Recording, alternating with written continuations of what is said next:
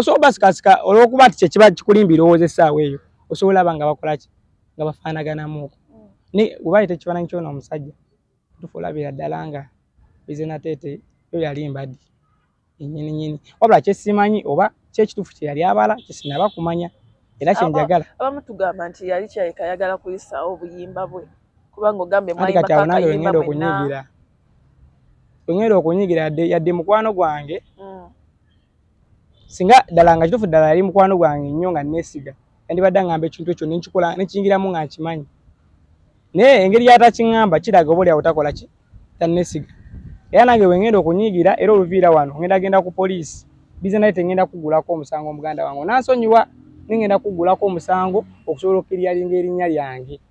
musango ngenda omugulako kozesa linnya lyange namaloboozi mu bintu ebitali bituufu